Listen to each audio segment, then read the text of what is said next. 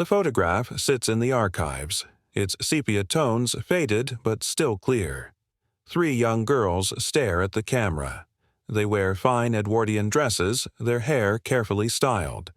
The studio stamp on the back reads, "Sterling Photography, 1902. The handwritten note beneath it identifies them as the daughters of Killian and Adelina Walsh, but there is a problem, a big problem. The 1900 Federal Census, taken just 2 years before this photograph, lists only 2 daughters in the Walsh household, not 3. 2. This is not a small discrepancy. This is a missing child. The question is simple but troubling. Was the census wrong? Was a child hidden from the official record? Or is the photograph itself not what it seems? Grady, a historical genealogist, takes on the investigation. He begins with the 2 primary documents: the photograph and the census. Both are real.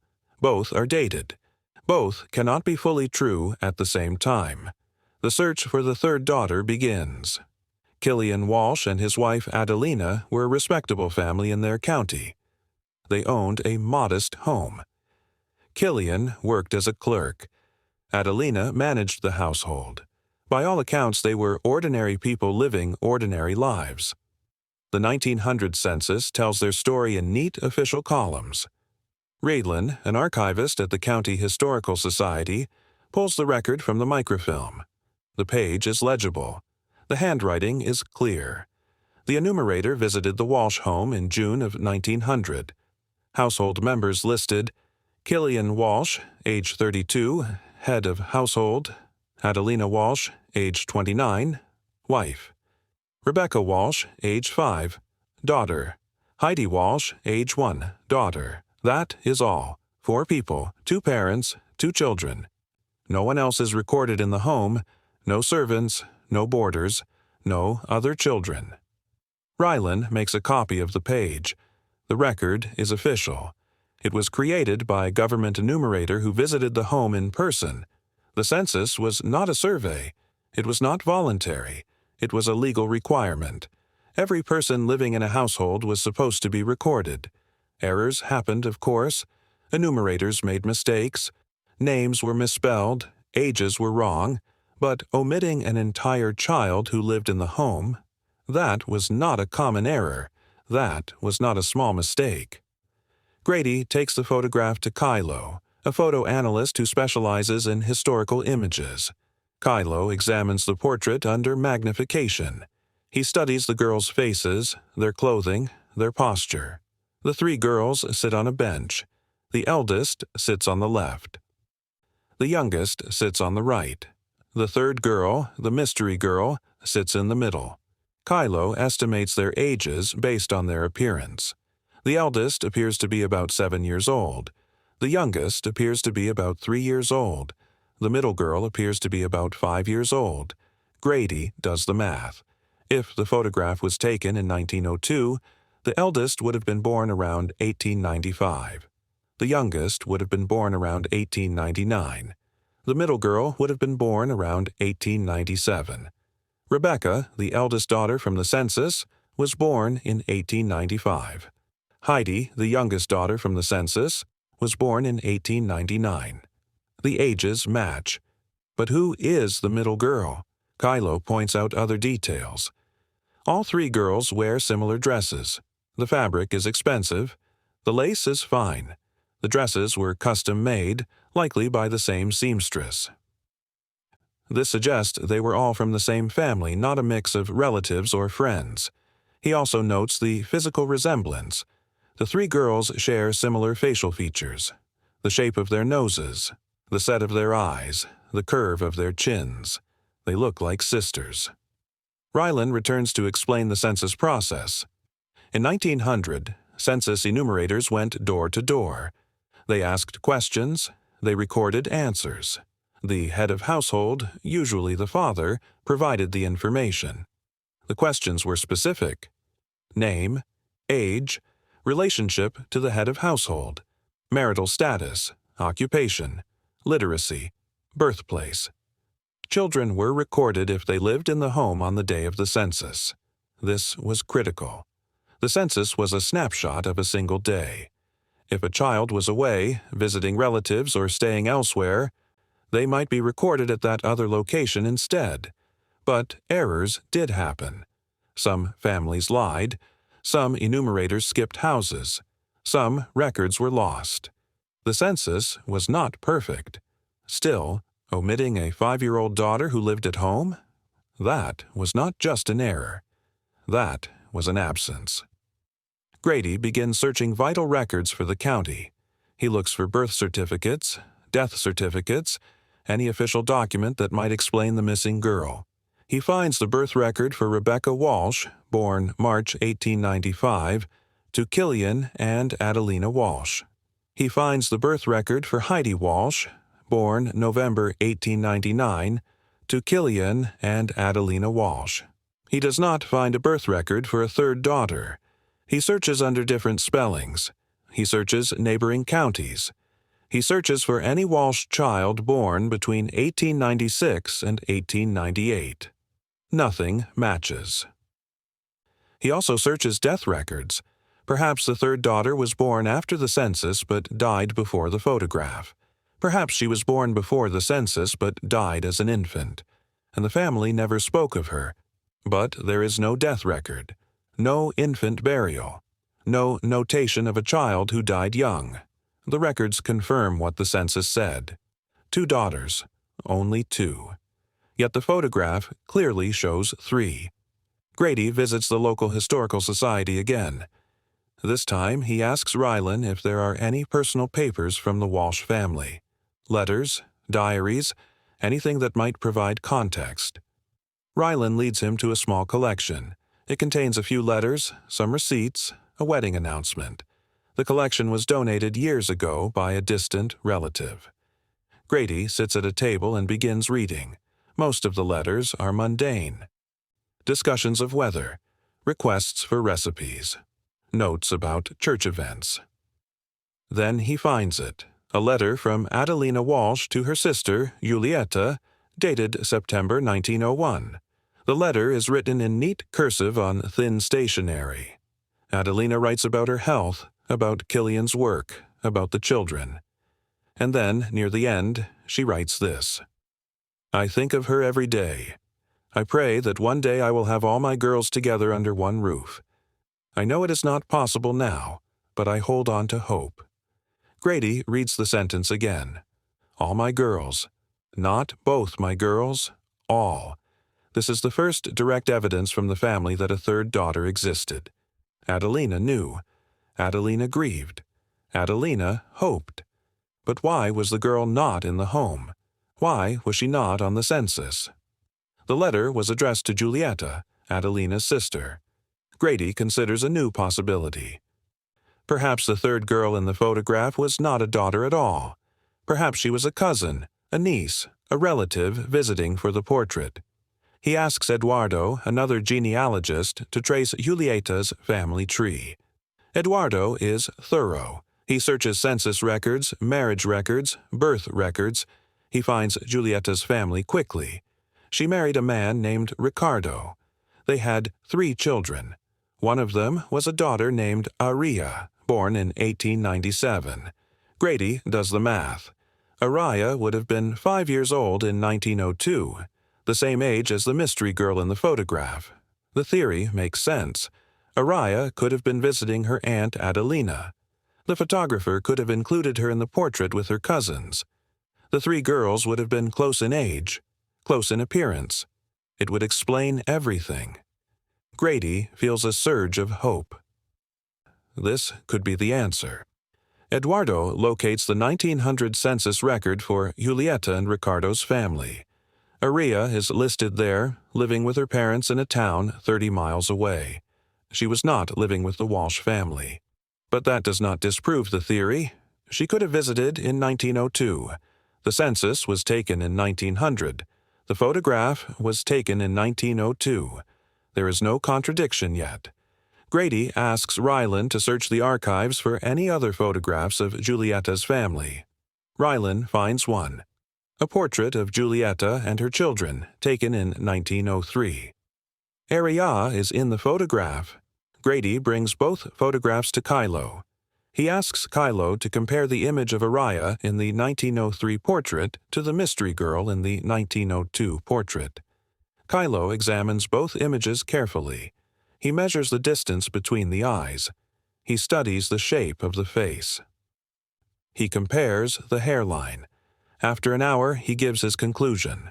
The two girls are not the same person. The facial features do not match. The mystery girl in the Walsh portrait is not Araya. The cousin theory is wrong. Grady sits in his office, surrounded by papers. He has spent weeks on this investigation. He has examined every document. He has followed every lead. He has tested every theory. The photograph shows 3 daughters. The census shows 2 daughters. The birth records show 2 daughters. The mother's letter implies 3 daughters. The cousin theory has been disproven. The evidence is in conflict. Irreconcilable conflict. There is a 3rd daughter. Adelina said so. The photograph shows it. But where was she? Why was she not recorded? Grady feels the frustration rising. He is missing something. There is a piece of this puzzle he has not found. He decides to go back to the beginning, back to the census. Grady returns to the county archives. He asks Ryland to pull the 1900 census records again. Not just the population schedule, all of it. Ryland is confused. The population schedule is the main record. That is where households are listed. What else is there? Grady explains. The census had other schedules, special schedules. They were used to count specific populations. People in institutions, people in prisons, people in hospitals. Ryland nods slowly. He goes to the back of the archives. He returns with a different box. Inside are the special schedules for the county. Grady opens the first folder. It is labeled Inhabitants in Institutions. He begins reading. The list includes the county jail, the county hospital, the county poor farm, and the county home for incurables. He scans the names. Most are adults, a few are elderly, some are children, and then he sees it. Esme Walsh. Age 3. Daughter of Killian and Adelina Walsh. Resident of the county home for incurables since 1898. Grady stares at the page. His hands are shaking. She was there. She was always there. She was counted. She was recorded. But she was not in the household census. She was in the institutional census. The mystery is solved. Grady contacts Aisha, a social historian who specializes in early 20th century family structures. He asks her to explain the county home for incurables. He asks her to explain why a child would be placed there. Aisha explains carefully. At the turn of the 20th century, medical knowledge was limited. Children born with significant physical disabilities or cognitive impairments had few options. There were no therapies. There were no special schools. There were no support systems. Families faced a difficult choice. They could care for the child at home, which required constant attention and resources, or they could place the child in an institution where trained staff could provide care. The county home for incurables was such an institution. It housed people with chronic illnesses, disabilities, and conditions that could not be cured. Some residents were elderly, some were children. They lived there permanently. Aisha also explains the social stigma. Families were often ashamed of having a child with a disability. They believed it reflected poorly on them. They worried about judgment from neighbors, from church members, from society. Some families chose not to speak about these children. They visited them privately. They did not mention them in casual conversation, and when the census enumerator came to the door, they did not list them as part of the household. Legally, this was not incorrect. The census recorded people based on where they lived on census day. Esme lived at the county home. She was counted there. She was not counted at home because she did not live at home. The census was not wrong. It was just incomplete. The letter from Adelina takes on new meaning. I pray that one day I will have all my girls together under one roof." She was not speaking hypothetically.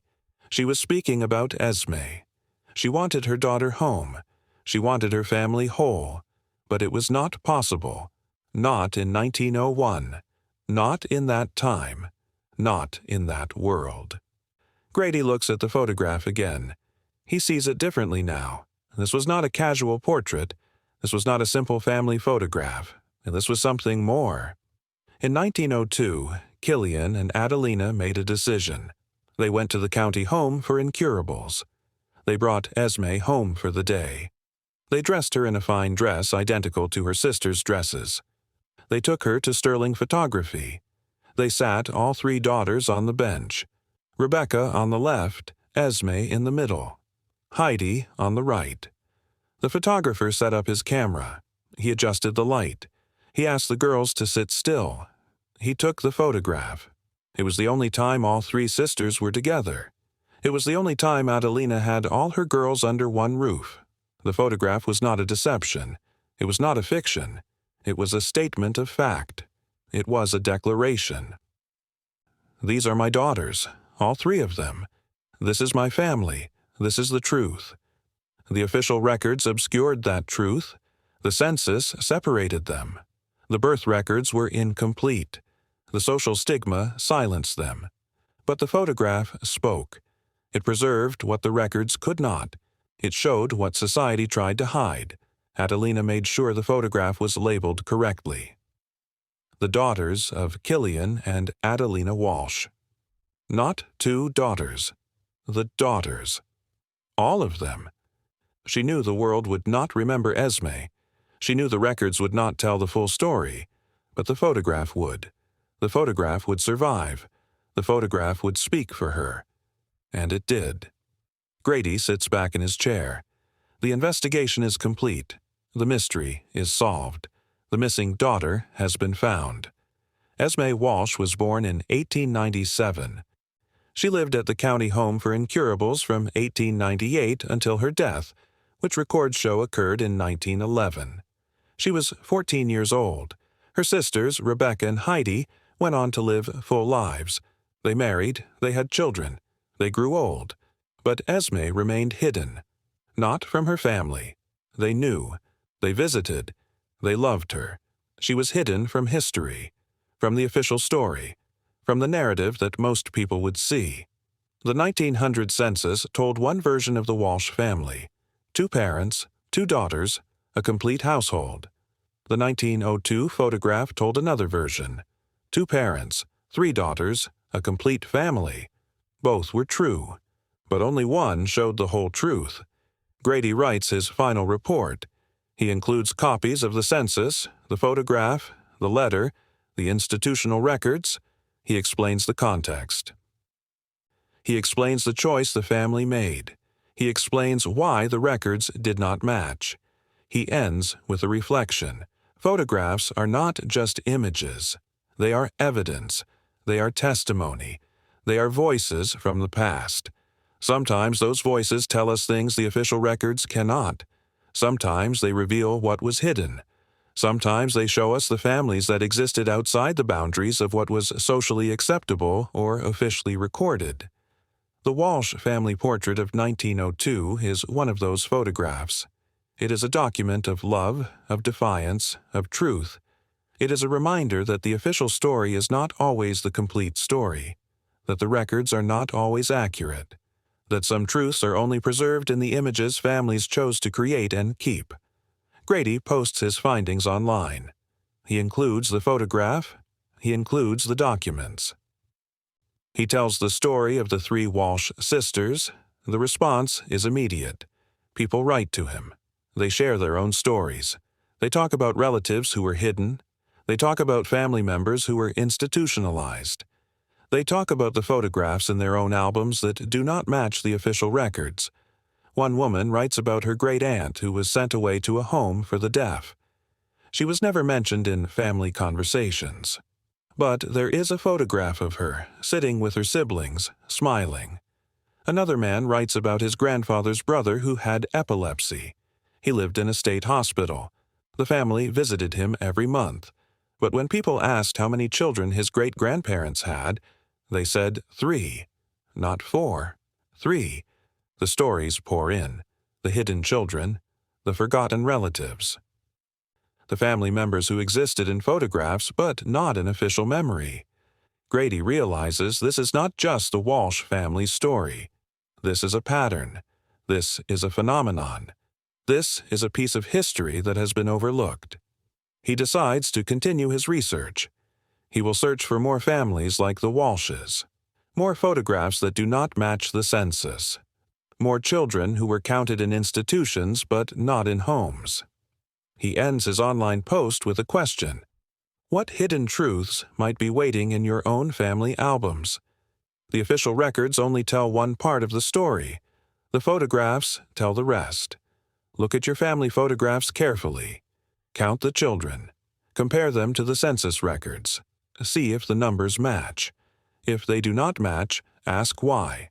Search the institutional records. Search the special schedules. Search the places history tends to forget. You might find a missing relative. You might find a hidden story. You might find a truth that your family has been waiting to tell. The past is not as simple as the records suggest. The families were not as neat as the census makes them seem. The truth is in the details. The truth is in the contradictions.